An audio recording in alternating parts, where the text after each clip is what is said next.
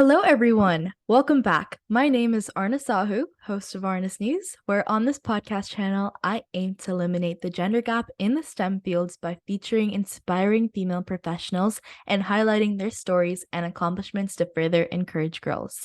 Today, on episode 24, I'm pleased to announce our guest, Ishita Majumdar. As the Vice President of Data Analytics Platforms in eBay, and also the Chief Founding Member of Chief itself, she leads with influence and inspiration to create a real impact.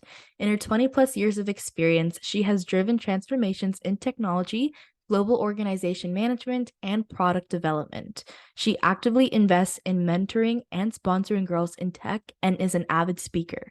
Her specialties include technology and products, data and artificial intelligence, diversity and equity and inclusion. So thank you so much, Ishita, for being here today. Before we jump into the questions, would you like to introduce yourself? Yes, absolutely. Thank you, Arna, for inviting me to your podcast. I am honored. I haven't been introduced in such a flowery speech in a while, so thank you for that. And I am looking forward to our conversation. Perfect. So thank you so much. My first question for you is tell us a bit about your career path. That will be a long story, so I'm going to be making sure that I respect time. I have a 25-year-old career, so it started many years ago. And my first job was an extension of what I did in college. In the area of modeling and optimization, I was hired by Motorola to find out what is the performance impact in cellular systems if you deploy a new feature either on the handset or on the network. And because I studied operations research and I'm a math major, this was very close to my heart. And I enjoyed working on advanced research and advanced technology problems and having real value, because if the analysis came out good, that means, hey, the impact is going to, let's say, enable you X amount of revenue. The impact will not hurt your system at all. Your system has a capacity to enable this additional feature. That meant good. That means the Verizons and the AT&Ts could roll out the feature without any hiccup. Because a significant part of my career was in the telco industry, I started extending from being an engineer to a developer to an architect, and then completely changed fields and went into internal ventures, business development. I did tech strategy later, and even was an advisor to startups as an EIR, that is that spells out executive in residence for a tech incubator. At that time, data was becoming this very oft asked question, just like AI, NFT, ChatGPT are today. Data was like this question in everybody's mind. Hey, how do we make sure we activate the data that is collected in our systems or on our websites or on our marketplaces and make sense of it all? So the big questions that telco folks were asking is, how do we collect the data? This include the log data, the performance data of all the systems they had. How do we analyze and make sense of the data? How do we make decisions based on the data? And when I came to eBay and the data became not machine data, but human data, meaning transactional data, behavior data, social data, then the additional question that was asked was, how do we make sure that data privacy is maintained in whatever we do with data and activate it? This curiosity led me in the data area. And as you know, eBay has an online marketplace with 135 million buyers. We connect millions and millions of buyers and sellers on this marketplace. There's a ton of data which is coming from not only the buyer activity, but the transaction data, then the seller listing data. And it's both click data, as well as video data, as well as image data. So we have a bunch of data. And my curiosity and my expertise of analyzing data led to my current position. And I have been here for the last 8 years, enabling data analysis, not only for eBay to make better decisions, but also for our buyers and sellers to have better experiences. Does that help? Yeah, that's so impressive. I'm so happy that I can interview you. Yeah. Okay, so my next question is, what advice would you give someone wanting to pursue a career similar to yours, and do you have any tips to succeed? My advice would be very simple. Be curious. Be curious to learn different things. Because if you look at my career, from the point I studied math, OR, industrial engineering, optimization in college, to the point where I am, it wasn't a linear path. In fact, it was a zigzag career trajectory, some of it consciously done, some of it accidentally happening. But the commonality between the point I left college to the point where I am now has been my curiosity to learn different things, to be open to new opportunities, to learn how to be comfortable in uncomfortable settings. So my advice to you, be curious, always ask good questions, always ask questions in general, whether good or bad, it doesn't matter. Be open to learning from others. Be open to talking, speaking up, giving your opinions on something which you know little of or on something which you're an expert at. And if you have a choice and you have kind of the rough ratio is 70-30, you know 70% of a subject, you can learn the rest of the 30% on your job and raise your hand for that opportunity if it comes to you. Be open to learning from failures and celebrating success. And success, I learned during my career, is more a we collective term than an I individual term. As you work with teams and colleagues across the company, you will realize that you often think of the company success than your individual success. Because once you put on the broader lens on the definition of success, you will automatically succeed. So those are a few tips for which has helped me. Some I did not know early in my career. I wish I did. And therefore, when I have an opportunity, I always say, be open to new things and keep on asking questions. Yeah, curiosity is a big thing that fuels this podcast channel. So I totally agree with that statement. And I'm so glad that we can share this out with the audience. Okay, so what is a common myth about your profession that you want to debunk? So one of the common myths about all data professionals today, especially, is the following. We are the big, bad, and evil data tech people, and we don't take data privacy seriously. And I want to debunk that myth and say that as a data professional, and when I say the word professional, you could be a developer, a data engineer, a data scientist, a data product manager, a UI UX designer, anything which interacts with humans. I would say as a data professional, that is my first concern. We as data professionals always think of data governance, privacy, access as the first principles based on which we do further analysis and data science. So before any data question, before any data initiative or project that comes to me and my team, we always ask, are we using data responsibly and ethically? Are we respecting the privacy laws of not only a country, but a state and an individual when it comes to data? Are we protecting the data throughout the life cycle? And when I mean life cycle, it means all the way from ingesting data from various sources to insights, inferences, and predictions where we use a lot of data science and AI models. Throughout that life cycle, the privacy of your data is going to remain protected with the same compliance as we do it for, let's say, governed data, as we do it for regulated data. We will do it with your individual data, especially because I work in an e-commerce company. That becomes the most important principle by which we make any additional decisions.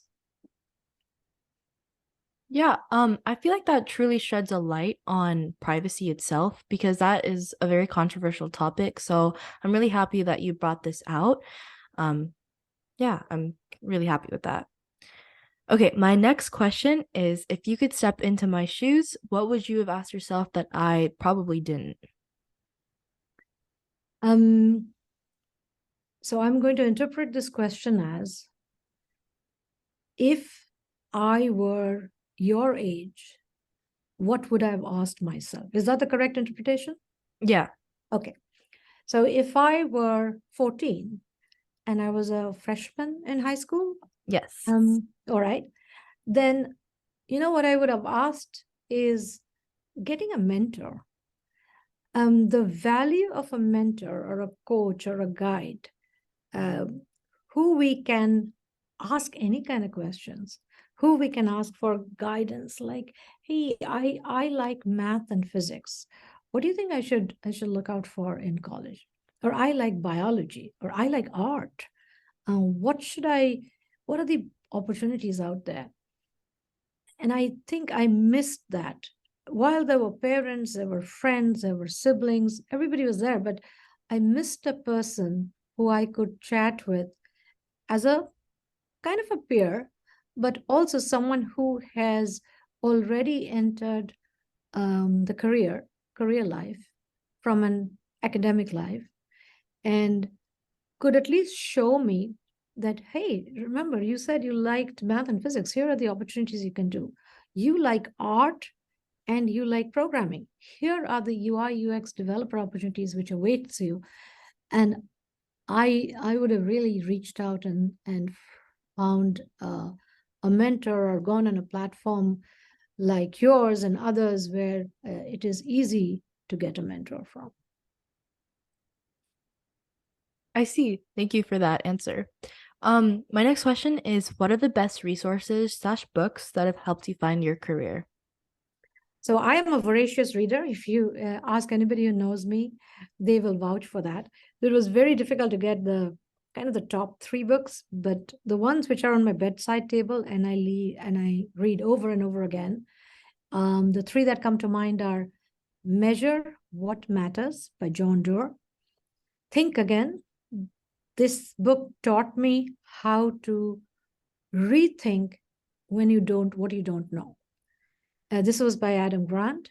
And The Fearless Organization by Amy Edmondson, because I'm also a team leader and I have a fairly large organization, and I'm constantly asking myself, psychological safety comes first, and how do I build a organization based on that?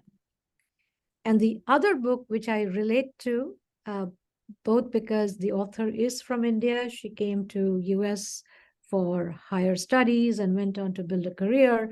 At that level, it's very similar to mine. And that is Indra Nooyi's My Life in Full. As far as the best resources throughout my career, some of them are going to be what anybody would answer. Like, for example, my family, my parents, my grandfather, who was actually my math tutor. My grandfather taught me math. My teachers, professors, colleagues, managers, they all had a role in shaping my career. But very early in my career, I found myself a sponsor at a time when I didn't even know what a sponsor means.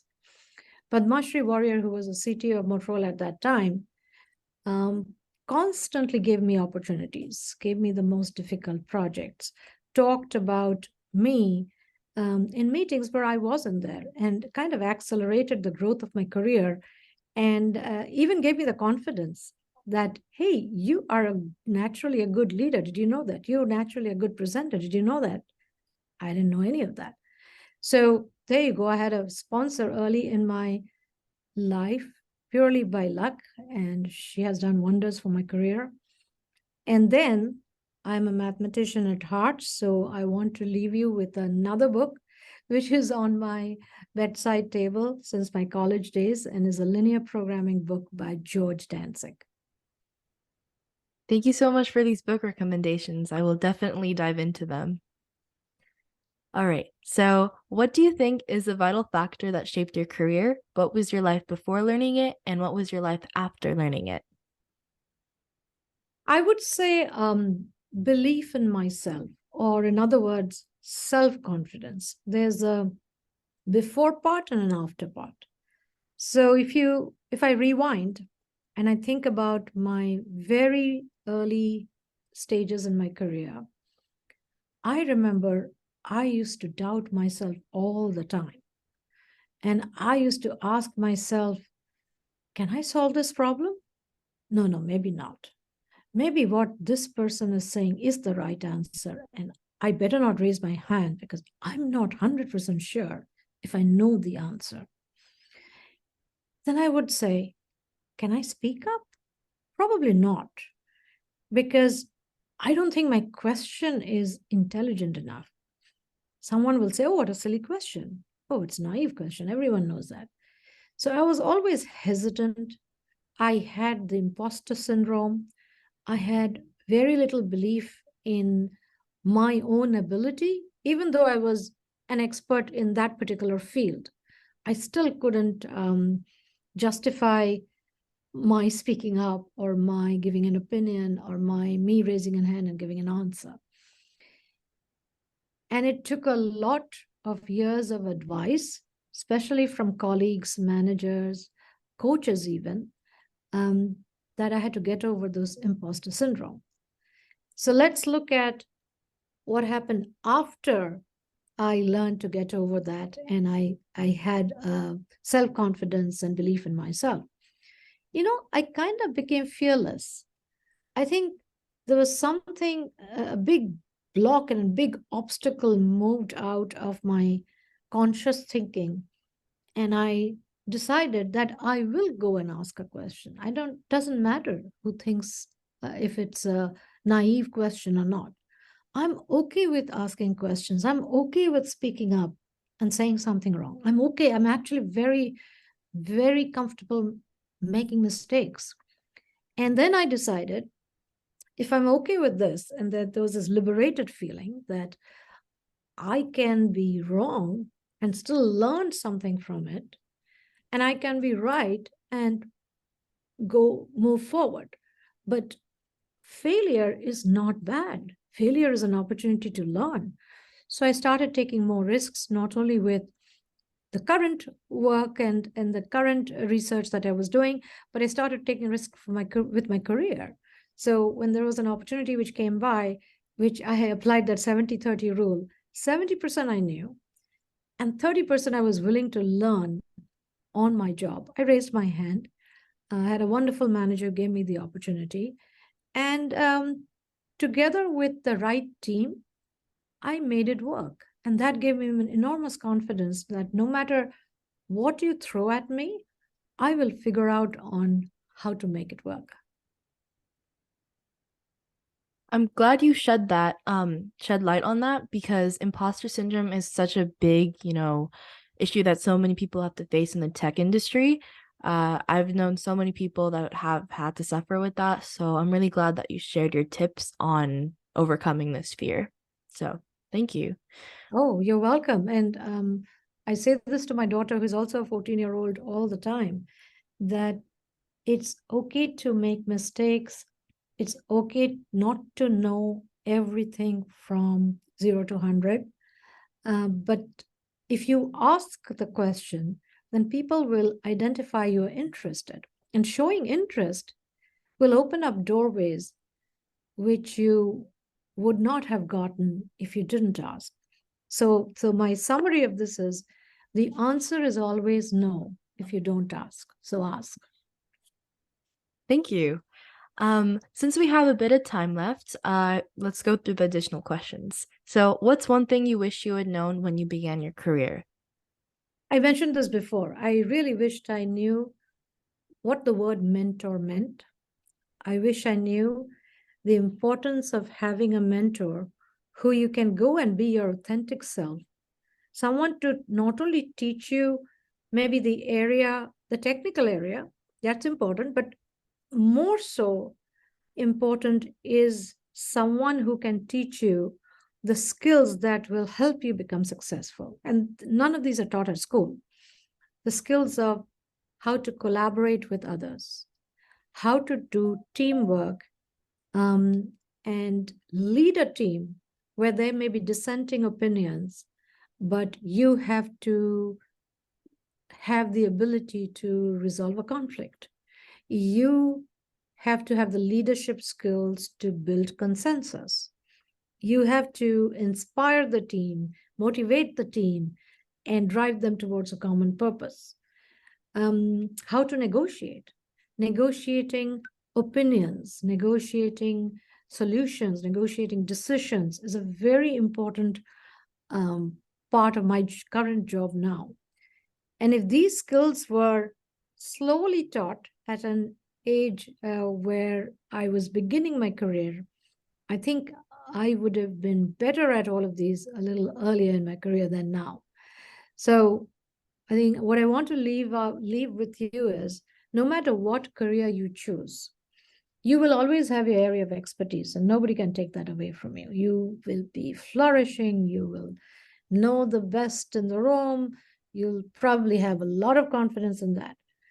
What you want to develop would be the soft skills that I talked about, the how to be a good team player, how to make sure that you can, in 1 hour meeting, come towards a decision, how to execute, have a sense of urgency about what you do, how to meet deliverables and milestones and timelines, and at the end, create impact. How do you measure impact? That I wished I had learned early in my career, and it took a few trial and errors to learn all this while on the job. I see. Thank you so much for giving all of these tips. And my last question is, how do you continue to learn in order to stay on top of things within your role? That's a great question, because it is so easy to get stale, both in knowledge and expertise, if you don't keep up with what is going on around you. As I mentioned, I'm a voracious reader. So I am a student of leadership, mostly through books. I'm a student of new technology and new areas of development through conferences. And then I'm continuously learning leadership skills, team culture, team management from organizations that I belong to. You mentioned I was a founding member of Chief. Chief is a community of C-level women leaders. And there's a whole lot of peer-to-peer relationship advice, guidance, which is part of Chief's core DNA. I learned from colleagues. I learned from senior level role models at my work and outside. I'm also part of a data and analysis consortium made up of practitioners like me. I'm a data practitioner. Somebody is analyst. Somebody is AI data scientist. And we kind of get together every month to talk about, hey, what problem are you working on today? What are the new research that we should be looking at? Well, how do you build the right team cultures? Potentially, in my world, we call it the data culture. How do you make sure that the organization has the right data culture to disrupt what you have already and create new efficiencies? Sometimes, I reach out proactively to folks who I think can advise me on something specific. And I would encourage you and your listeners also to do that and have a very thick skin, because a lot of a lot of those questions, a lot of those outreach will go unanswered, and that's okay. But if they do answer, even if 1 out of 10 answers, that is huge. That is your opportunity to get 30 minutes with him or her and identify areas that you were looking to learn from them. And then I am also, as I mentioned, I'm an eternal student. So I do take a lot of courses on Coursera. The current one that I'm enrolled in has nothing to do with data, but is everything to do with my current well-being. And it's called The Science of Well-Being by Laurie Santos, who's a professor at Yale. Thank you for sharing all of these tips. I mean, I know a lot of people think that once you get into technology, that's it. But, you kind of have to continue with the learning so you understand what you're going to do because new technology is always produced every single day. So, yeah. That is true. So be, again, learning. If you are curious, remember I started with the word curiosity. If you're curious, that naturally leads you to your appetite for learning new things because curiosity drives that.